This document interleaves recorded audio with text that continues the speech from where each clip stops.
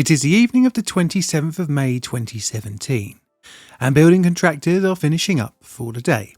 They have been working on a new multi-use 4-storey building for the second busiest airport in the Netherlands. The project, which began the year earlier, is part of an overall expansion of the airport which began in 2012. The building is just 1 month away from its late June, early July opening, but today fate has a different idea. In a matter of moments, a 60 metre by 15 metre section of the top floor crashed down into the rest of the building, causing a partial collapse. My name is John, and welcome to Plainly Difficult. Today we're looking at this mess, the Eindhoven Carpark collapse. Today's video wouldn't have been possible if it wasn't for my Patreon, YouTube and Ko-fi members.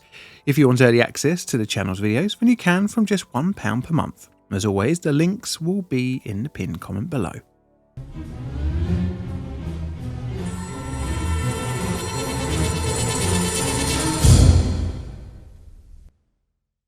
Background. Before we start, I'm just going to say that I like car parks. I mean, I hate parking in them, but something about building something solely for the housing of vehicles is a little bit amusing to me. But not only that, they're also a great opportunity to look at a skeleton of a building. I mean, imagine an office block minus all the furnishing, and you've got a car park. I know there's more to it than that, but I'm just a train and vintage music equipment loving idiot. This is Eindhoven Airport in the Netherlands, which is around here on a map.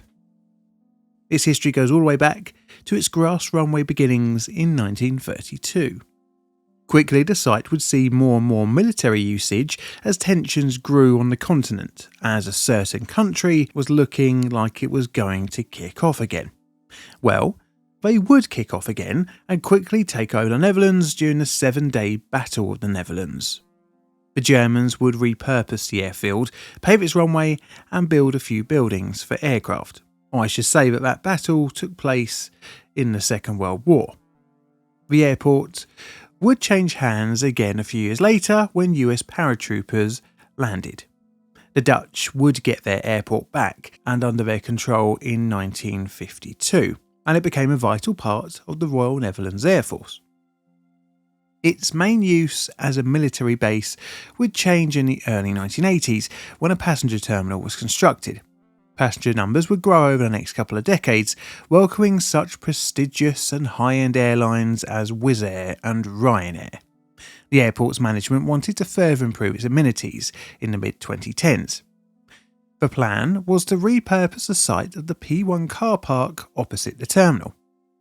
The plan was to build more parking but combine it with extra restaurants, a kiss and ride zone, and a covered public transport terminal. The airport selected De Bever Architects to design their new building and awarded the construction to Royal BAM Group.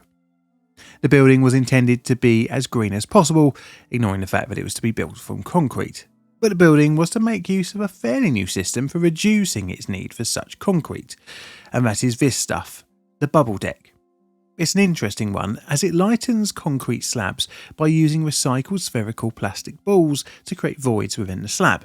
This eliminates the majority of concrete from the middle of the floor slab. This area generally doesn't offer much of the slab's inherent structural strength. Thus, it reduces the dead weight of the slab, cutting down on weight and costs. In the top and the bottom of the slabs, there are reinforcement steel mesh, tied together with a lattice of steel beams. Voided slabs aren't a new thing, however, but the use of plastic spheres was the quote-unquote revolutionary new construction method. The slabs for the new building would be cast off-site at Bubbledeck's factory. However, the supporting columns, which were quite vital to the building, would be cast on-site in situ. During the building's construction, the slabs were raised and held in place on a support structure. After temporary installation, connections between the slabs and columns were made. This was steel reinforcement with poured concrete over the connections. Once sufficiently hard, the temporary support structure was then removed. The slabs were designed to be laid lengthwise as they transferred a load in two directions from its centre point to the supports. But an issue with the building would come around. requiring some changes to the usually installed method for Bubbledeck panels.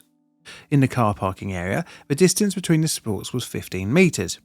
This was larger than the maximum precast slab of around 10 metres. Instead, it was decided to rotate the slabs 90 degrees, like so, placing multiple slabs next to each other to bridge the gap. In addition, the panels were arranged in an arch-like formation. This hoped to spread the load outwards like on the arch of a bridge.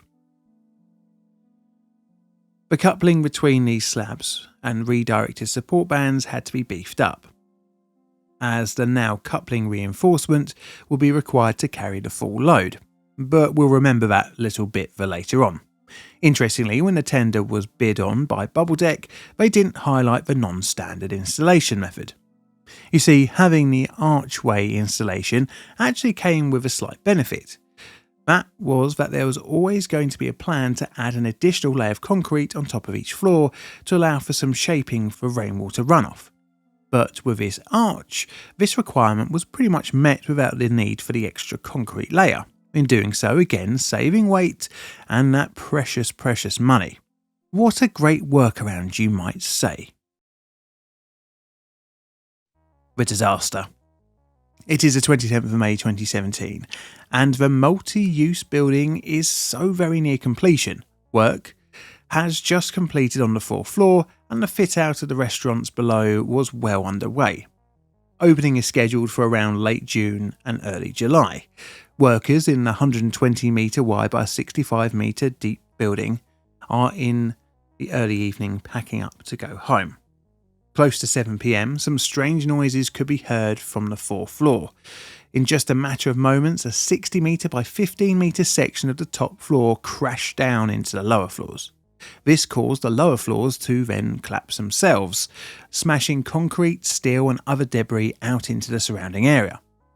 It caused a localised power cut which would hinder air traffic at Eindhoven over the following hours. The collapse had happened in just the blink of an eye without any real warning. Emergency services arrived on scene pretty quickly and began looking for survivors. But amazingly, all they found were just onlookers standing to the side. It was becoming apparent that the collapse was completely bloodless. And now I get to hit this lovely "no one died" button. A busy airport with traffic, workers and aircraft flying ahead, and not one single injury. Even when just moments before the collapse a car had driven by. It was probably a true miracle. Although no one was harmed, the airport's pockets would get a battering. It was estimated that the collapse caused €22 million worth of damage, both for the airport and local economy. As always, with unexpected self-dismantling of buildings, the cause had to be found out, which leads us on to the investigation. Royal BAM Group and the airport would conduct their own investigation into the collapse, releasing its findings in September 2017. They blamed poor shear strength at slab connections, exacerbated by the some 30-degree centigrade temperatures leading up to the collapse.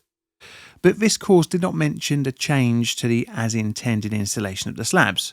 However, someone had noticed this change.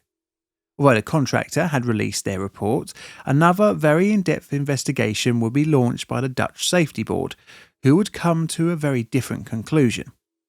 They pored over the rubble and the as-built plans, and a concern was highlighted. You guessed it, the rotation of the slabs 1/4 turn from how they are normally installed. As I mentioned earlier in the video, the coupling between the slabs needed to be beefed up. Well, guess what? They weren't. And this left a vulnerability. This was from heat which came around during the hot spells of weather like what had hit Eindhoven in May of 2017. This caused the couplings to expand, which in turn caused buckling across the slabs, which then in turn caused the collapse. The change in installation did not trigger any concerns with the developers, as noted by the Safety Board report. At that time, none of the parties saw these signs as a reason to call the structural safety into question, although they could and indeed should have done so, which puts the blame from what BAM said, imperfect adhesion between the floor slab, back to poor decision making, pointing the finger right back at the developers, as noted in the report. Failure to understand the consequences of the floor design was therefore the direct cause of the collapse. It was also apparent that stress cracks had formed prior to the collapse, which all concerned should have been investigated. However, they did not. Again, quoting the report. There were clear signs during the tendering process and in the implementation phase, including the formation of cracks and puddles, to indicate the presence of structural safety failings. In the aftermath, BAM would have to rebuild the failed building and reach a settlement with the airport in private. The new building was completed in October 2019. So that's my video on the Eindhoven building collapse. It's going to be a 2 on my scale, and this is what I got for my root cause analysis card. Do you agree? Let me know in the comments below. This is a Plain Difficult production. All videos on the channel are Creative Commons Attribution Share Alike licensed. Plain Difficult videos are produced by me, John, in the currently quite warm corner of Southern London, UK. And all I said today is thank you very much for watching, and Mr. Music, could you do me a favour and play us out please?